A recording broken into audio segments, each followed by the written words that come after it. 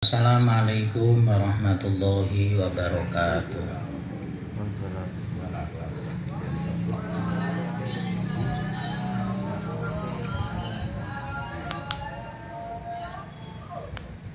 Ila mu'alif hadzal kitab Al-Fatihah.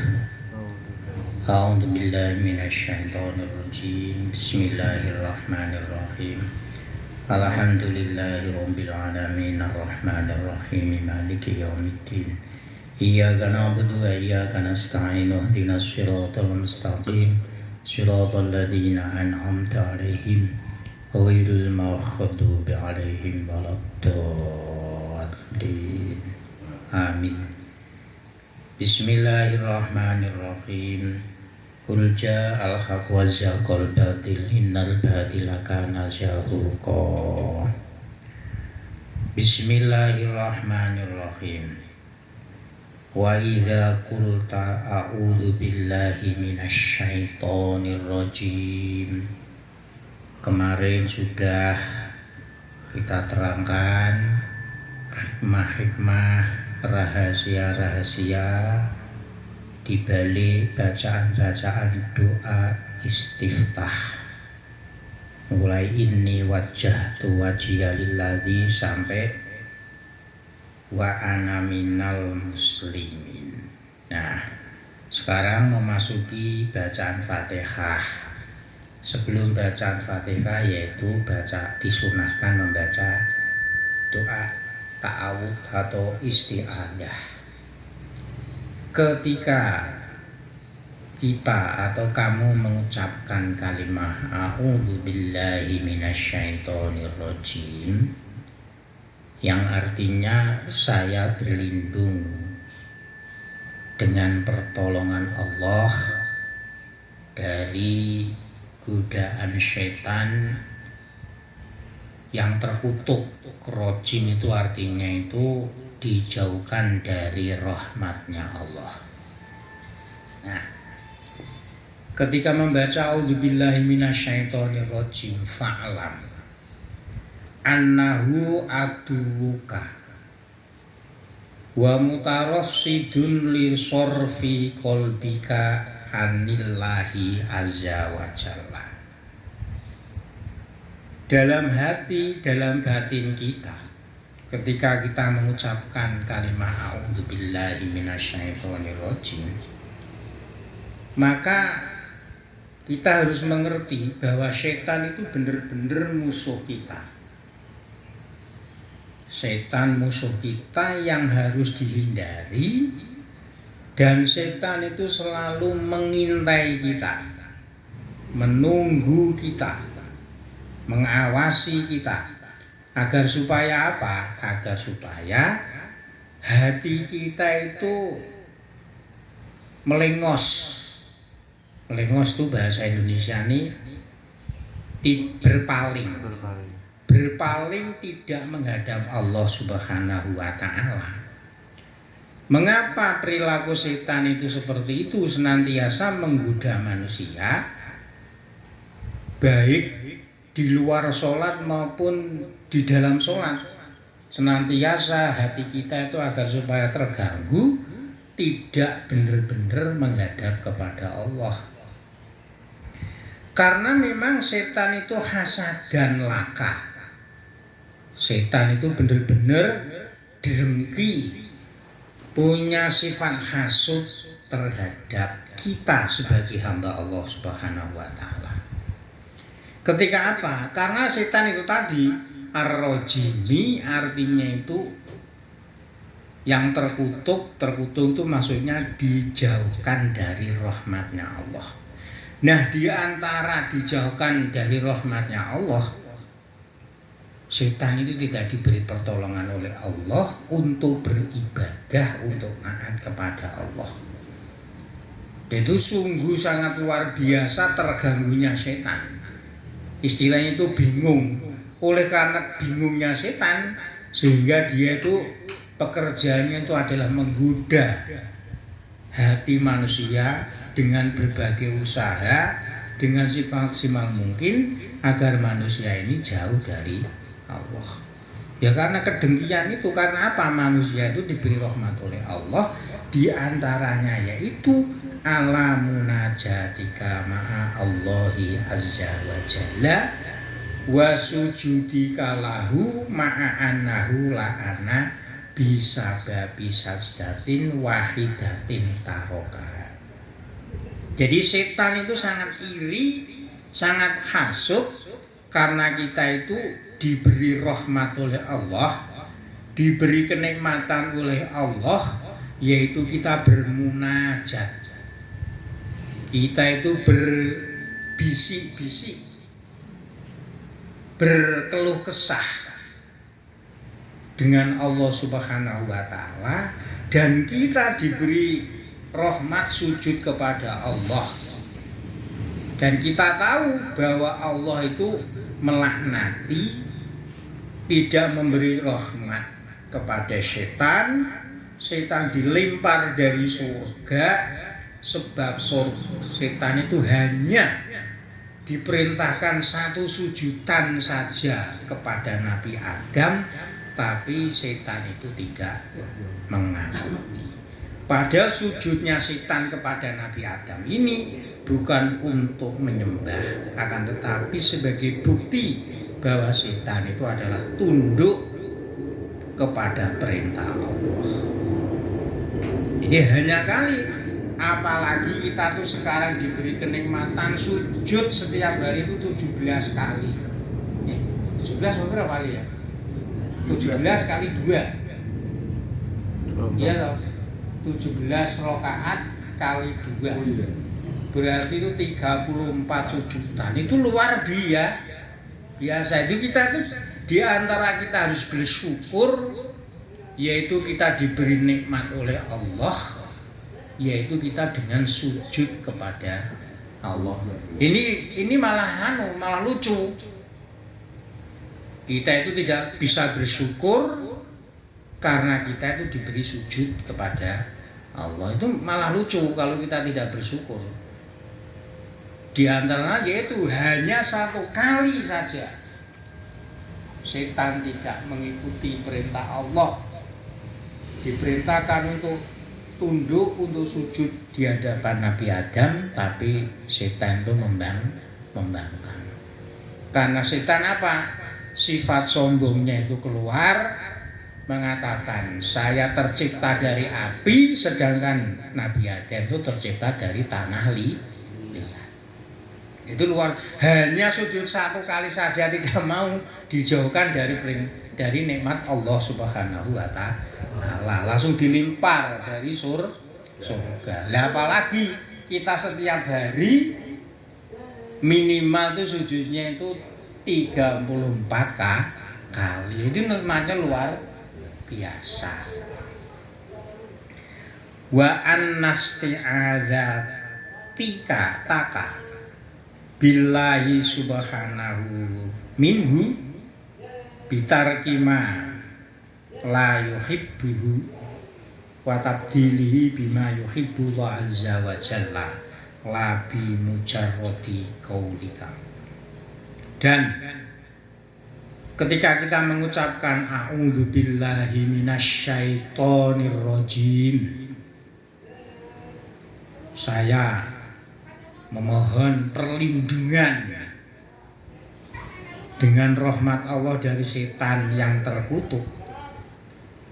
Ini pada dasarnya kita ya juga menghindari, kita meninggalkan apa saja yang tidak diridhoi oleh Allah Subhanahu wa taala, atau apa sajalah perbuatan-perbuatan yang tidak diridhoi oleh Allah setelah kita meninggalkan, yaitu dengan melakukan perbuatan-perbuatan yang diridhoi oleh Allah Subhanahu wa taala, bukan cuma hanya ngomongan. Jadi ketika saya berlindung kepada Allah dari godaan setan yang terkutuk, ya tapi kita melihat maksiat, bahasanya sekarang tuh ya namanya dudol ya tetap judi, sabung ayam ya tetap sabung ayam, mendem ya tetap mendem. Bahasanya cara pejabat korupsi ya tetap korupsi, maling ya tetap maling. Enggak ada gunanya. Yang asalnya kita itu bahasanya mengucapkan a'udzubillahi minasyaitonirrajim itu bukan hanya mulut kita mengucapkan, tapi hati kita itu benar-benar menghindari dari perbuatan-perbuatan yang tidak diridhoi oleh Allah Subhanahu wa taala. Bima yuhibbullahu azza wa jalla la bimujarradi qaulika, bukan hanya bahasanya itu omong-omong saja. Ini. Jadi ketika kita mengucapkan a'udzubillahi minasyaitonirrajim, ketika ada kemungkaran atau kemaksiat, ya kita tidak melakukan. Apa gunanya kita tetap melakukan? Kita mengucapkan a'udzubillahi minasyaitonirrajim. Fa innaman qasadahu. Ini perumpamaannya ini. Fa innaman qasadahu sab'un aw aduun liyaftari sahu aw liyaqtulahu faqala a'udzu minka bihadzal hisnil hasini wa wasabitun ala makanika dzalika la yanfa'uhu bal la yufidu illa bitabdilil makani.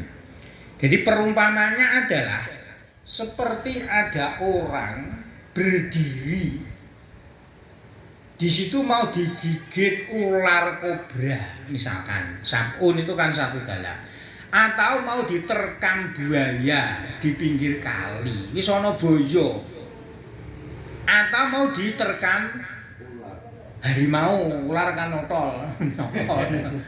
Ya. Lho wis ngerti kaya ngono, atau ada musuh. Wis ngerti kita berperang, ora musuh, lah kok ora musuh. Lah kok tetap menang berdiri. Mau diterkam ular, mau dipatok ular. Lah kok tetap berdiri tidak menghindar. Fakola, lho kok malah ngomong ini toh, musuh toh ular, aku mohon perlindunganmu. Lho ngono toh, nggak ada tindakan. Ono ulo meh nyokot, utawa meh ono boyo, kok ngomong ini, hai buaya, saya mohon perlindungan. Lah kok meneng anteng, tidak berpindah ke tempat yang lain, itu tidak ada manfaatnya. Jadi ini lho Pali. Cangkem ngomong a'udzubillahi minasyaitonirrajim, saya mohon perlindungan dengan pertolongan Allah dari setan yang terkutuk. Loh, ono kemaksiatan, ono cewek ayu, wedon ning nggone apa jeneng karaoke ada LC cantik, ya lho. Lho kok malah diparani, kok malah dipangku. Ya ora ana gunane ngomongno a'udzubillahi minasyaitonirrajim. Mangku purel. Iki umpamane ya ngertine saka medsos to. Ana boyo meh mangan kok malah ngomong he boyo aku aja kok pangan ya ora iso. Kalau hanya kita berdiri di diam, ya kita harus menghindar ilal makanil akhor menuju ke tempat yang lain. Mau ditimbak musuh diincer lho roh. Lah kok ora gelem malih, ora gelem pindah, tidak mau berlindung, ya maka tidak ada faedahnya. Berlindungnya apa? Bihadzal hasini, yaitu ketika kita mengucapkan a'udzubillahi minasyaitonirrajim, paling tidak di dalam hati kita itu adalah la ilaha illallah. Jadi wa sabitun ala makani ya ora ana faedahe. Bahasane meh meh disokot macan, lho macan ora ngerti Pak Ali kalimat a'udzubillahi minasyaitonirrajim. Enggak tahu mau menerkam ya nerkam. Ya benar. Itu contohnya seperti itu. Jadi mau tidak mau illa bitabdilil makani, kita harus berpindah ke tempat yang lain. Fakadzalika, begitu juga man yattabi'us syahwati allati ya mahabbus syaitoni wa makarihur rahmani fala yughnihi mujarradul qawli Begitu juga tidak ada gunanya.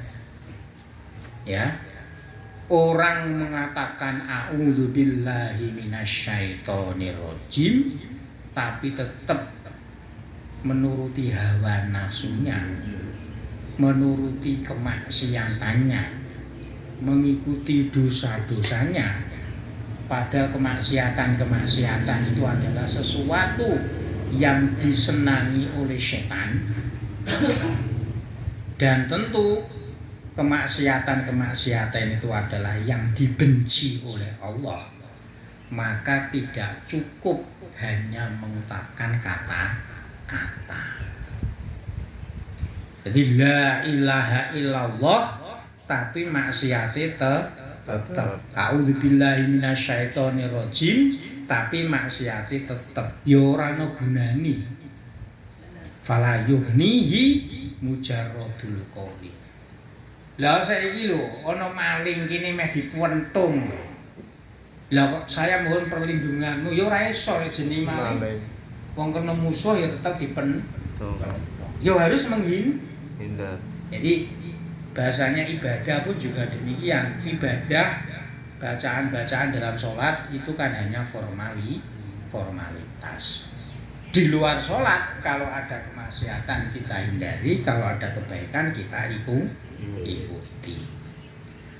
Wa man ittakhadha ilahu hawahu fa huwa fi midanis syaitani lahis nillahi ta'ala. Barang siapa memposisikan Allah Tuhannya,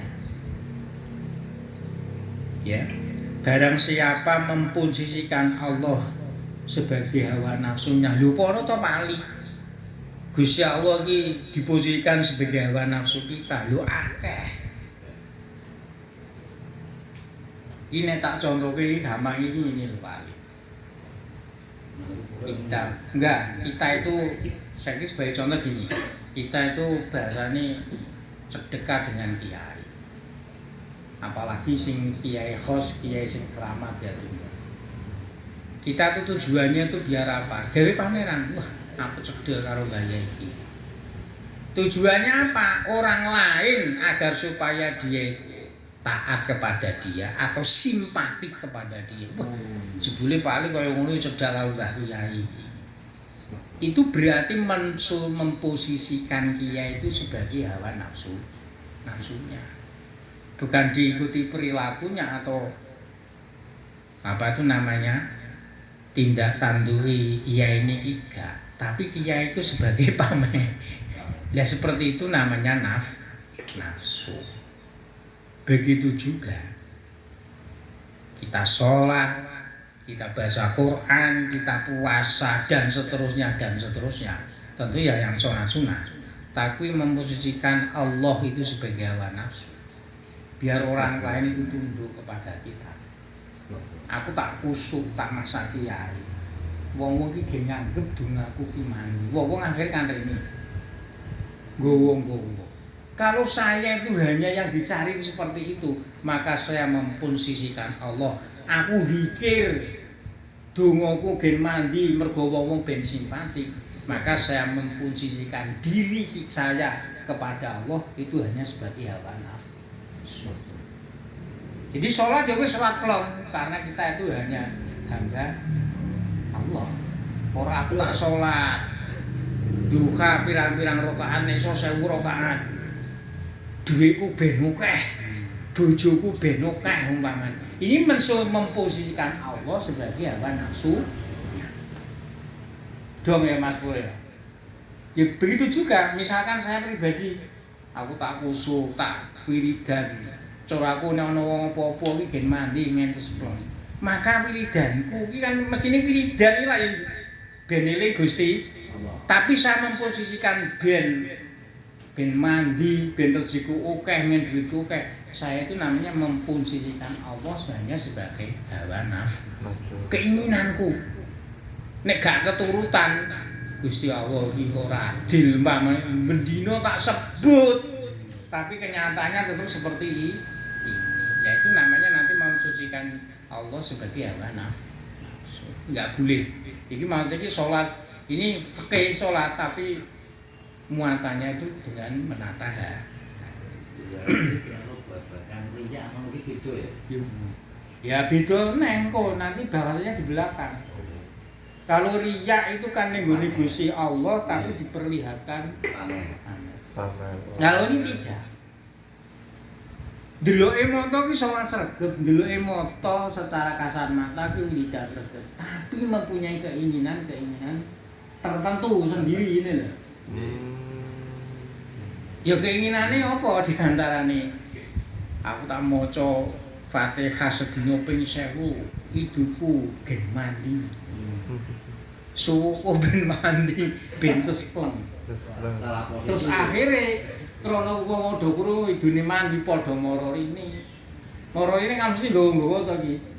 Lah, ini berarti ini keinginanku ini memposisikan Allah sebagai hawa nafsu. Nah ini pada dasarnya orang yang model semacam ini fi midanis syaitoni la hisnillahi ta'ala. Dia itu tertuntun, apa bahasanya tertuntun ini? Digiring oleh setan tidak dalam kondisi dia itu perlindungan Allah. Ini kan perlindungan Allah, la ilaha illallah, sepanjang la ilaha illallah. Sholat kita ya sholat karena kita itu hamba Allah. Berarti ngono koyo salah jalan ngono. Ya salah jalan. Tapi ora ben, sing penting gelem salat ya ben so. Iya bener. Tapi ya, tapi kita itu kan mosok salat itu kok ngono tok kan tidak. Ya. Sehingga misalkan durasi kita itu bahasanya di salat wis ngono kuwi biasa aja. Tapi kalau hati kita pokoknya ning ngene Gusti Allah, paling tidak inilah bahasanya salat yang berkualitas. Jadi bukan kuantitasnya tapi kualitas. Ya. Jadi ora salat iki wae sepira, sunat kabeh dilakoni, duha, tasbih, witir, tahajud dilakoni kabeh. Itu namanya kuantitas akeh. Tapi paling tidak yang kita tingkatkan adalah kualitasnya. Bobote salat iki lho. Ya kowe salate mung sedina sewengi ya kuwi ping 5 tok. Sunat-sunat yang lain tidak dilakoni. Tapi kualitasnya itu apa? Bener-bener sholat kita itu memposisikan kita itu hanya sebagai hamba Allah. Diperintah sholat ya wis, rumahnya diperintah sholat. Karena sholat itu muatannya ada sujud dan lain sebagainya. Jadi ini kita mengerti. Oh jebule ini sholat selama itu harus seperti itu ya, memang harus seperti itu. Wa'lam, bukan berarti yang sholat si wong sing pamer-pamer itu salah ya tidak. Paling tidak kan kualitas kita itu pernah ngaji itu kualitasnya itu ada. Wa'lam anna min makaidi ayyushghilaka fi sholatika bilikril akhirah wa tabiri fi'lil khairati liyamna'aka anfah mima takra'u.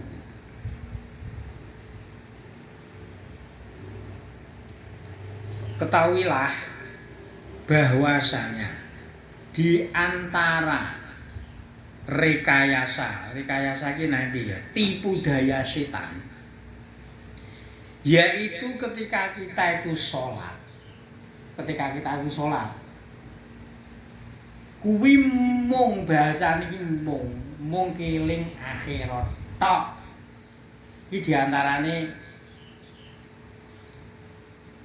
eling akhirat tok lali berbuat baik. Maksudnya piye aku salat ya wis aku ora apa-apa, arep dikapake karo Gusti Allah. Sehingga tidak peduli dengan kepentingan sosial. Jadi mergo aku wis salat, aku tak yo ora berbuat lan lain. Wong aku wis salat kok. Ora perlu aku melu kumpulan RT, ora melu kumpulan tahlilan, ora melu kumpulan yasinan, ora melu kerja bakti. Wong aku wis salat kok. Sing wis urusanku akhirat tok. Nah, seperti ini juga termasuk tipu daya setan. Iki salah gede meneh. Ya nalika salat ya salat. Iki karena urusan akhirat, tapi ketika di luar salat kita itu tetap berbuat baik dengan siapapun. Ini nek mikir akhirat tok bahasane ini juga termasuk rekayasa atau tipu daya setan. Wa tadbiri fi'il khairati menyia-nyiakan berbuat baik. Membantu wong ana tanggane lara ya ditulungi. Ana tanggane repot ya ditulungi. Ini juga fi'il khairat. Lah ini modele setan ini diantaranya dalam hati kita itu tertanam seperti itu. Wis kowe wong wis salat, ora usah kelingan apa-apa, sing penting kok eling iki akhirat. Oh, ini juga termasuk rekayasa atau tipu daya setan. Agar supaya apa? Setan itu kok memperlakukan kita, memposisikan kita hanya ingat akhirat saja, tidak memikir kebaikan-kebaikan lain di luar sholat. Tujuannya setan ini kita itu agar supaya tidak paham dengan apa yang kita baca. Padahal apa di antara yang kita baca nanti Fatihah? Iyyaka na'budu wa iyyaka nasta'in. Ya nasta'in kita punya hajat apa? Kita itu juga minta pertolongan kepada Allah. Lah nek saiki mung sing dipikir akhirat tok bakal mati. Wong ning donya ora mikir urusan donya. Iki wis termasuk juga godaan setan. Ya boleh. Fa'lam anna kullama yushhiluka an fahmi ma'ani qiraatika fa huwa waswasun. Fa inna harakatal lisani ghairu maqsudatin balil maqsudu ma'aniha. Ketahuilah bahwasanya kalau setan itu menggoda kita agar supaya kita tidak memahami bacaan-bacaan ketika kita itu sholat, maka hal semacam itu namanya was-was. Gini, jadi maca bismillahirrahmanirrahim. Wacanku wis bener apa ora ya? Alhamdulillahirabbil alamin. Bacaanku wis bener apa ora ya? Ketika maca kuwi kok atine wis segala puji bagi Allah yang Maha Pengasih, lagi Maha Penyayang dan seterusnya umpamane. Awake dhewe wis ngerti. Kuwi nalika wis bar maca kuwi ora usah dipikir, waca kuwi bener apa ora. Iki mlebune iki ngono Mas Pur. Wis bahasane iki maca Fatihah iki fasih utawa ora fasih iki nek wis ning kene iki ora dibahas. Bismillahirrahmanirrahim dengan menyebut nama Allah yang Maha Pengasih dan Alhamdulillahirabbil alamin. Kita ngerti segala puji bagi Allah yang menguasai segala jagat raya. Lho wis ngerti, sampean kok was-wasen. Bismillahirrahmanirrahim wis khusyuk apa durung, wis fasih apa durung. Iki termasuk godane sih. Ya nek wis ngerti artine bismillahirrahmanirrahim ya wis. Cukup ora usah diangen-angen meneh. Kisah apa ora, sujudku iku lho sah apa ora. Ketika sujud sudah menemukan kedamaian. La ilaha illallah tiada Tuhan selain Allah. Ya wis, sujudmu ki aku ki mancalku bener apa gak, kurang suwi apa gak, wis ora usah. Karena kalau kita tuh sampai meneliti hal semacam istilahnya tuh fisik, kalau hanya bacaan saja, ini adalah termasuk was-was godanya setan. Karena apa? Pada dasarnya ketika kita mengucapkan bismillahirrahmanirrahim sampai waladhdallin dan seterusnya, itu sebenarnya yang gerak itu adalah lisan. Sebenarnya yang di balil maksudu sing dimaksud dengan bacaan-bacaan Quran itu adalah kandungan-kandungan arti-arti ini maksud-maksudnya bacaan itu sendiri. Jadi misalkan Subhana rabbiyal a'la wa bihamdi, maha suci Allah yang maha tinggi dan maha luhur itu apa bahasanya Jawa, bahasa Indonesia ini. Sing ngerti ngono kuwi. Kita mengakui bahwa Allah itu maha suci, yang maha tinggi dan maha bijaksana. Wis ora usah mikir, iki tanganku iki bener ngene apa gak, kurang bener apa gak. Dan seluruhnya fisik nanti tidak dinilai. Fa idza qulta Bismillahirrahmanirrahim. Ini memang Fatihah nanti ureannya itu panjang banyak sekali. Fa idza qulta Bismillahirrahmanirrahim. Maka ketika kita mengucapkan atau membaca Bismillahirrahmanirrahim, fanwi bi tabarruka libtida'il qiraah li kalamillahi subhanahu wa ta'ala. Ketika kita mengucapkan Bismillahirrahmanirrahim, satu, kita niat tabarruk. Tabarruk ini ngalah berkah. Ngalah berkah karena permulaan bacaan-bacaan sholat atau apa saja aktivitas yang kita lakukan itu tidak lain hanya dengan memulai kalam Allah yaitu Bismillahirrahmanirrahim. Niat tabarruk. Arep bekerja ya Bismillahirrahmanirrahim. Pekerjaan iki ben berkah ki apa to Mas Pur? Berkah itu apa iki jenis ziyadatul khair ala khair. Kebaikannya itu bertambah. Ora berkah iki malah jadi sugih wae iki ora. Sugih nek ora apik ora berkah ora piye. Kebaikannya itu bertambah-tambah menjadi itu namanya berkah. Nah, bagaimana? Mangan maca bismillah, arep ngombe yo bismillah. Iki ben berkah, berkah piye? Misalkan ngombe kopi, kopi niki semoga berkah iso menjadi tong. Pomo ngombe teh bismillahirrahmanirrahim, teh pun juga bisa menjadi obat. Ini namanya tabarruk. Wis mangan kimpul to mangan gedang to mangan apa wae. Wah, aku ora iki menghindari, tapi dengan bismillahirrahmanirrahim insyaallah, tapi sungguh-sungguh hati ini kita tanam. Tujuannya kita itu adalah ngalap berkah. Fa insyaallah apa yang kita konsumsi, apa yang kita minum akan netral-netral saja, akan bermanfaat. Jadi mengapa itu kok semuanya gini? Ya karena mindset kita sudah tertanam gitu loh. Sebenarnya kalau Bismillahirrahmanirrahim sungguh-sungguh niat hati kita adalah ngalap berkah. Berkah itu kebaikan. Wafham anna maknaha annal umura kulluha billahi subhanahu wa ta'ala. Dan kita memahami Bismillahirrahmanirrahim itu bahwasanya segala sesuatu, semuanya urusan itu hanya bantuan, hanya pertolongan, hanya rahmat Allah subhanahu wa ta'ala. Sampai ini sonolas yang kerja di luar negeri bisa kerja, itu tidak lain karena apa? Ya semuanya itu pertolongan Allah subhanahu wa ta'ala. Annal umura kullaha billahi subhanahu wa ta'ala.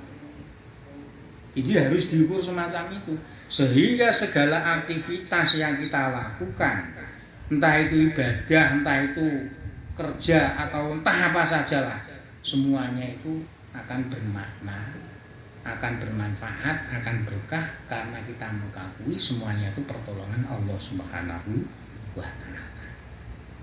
Wa idza kanatil umuru billahi fala jarama. Kana alhamdulillah. Al-Fatihah.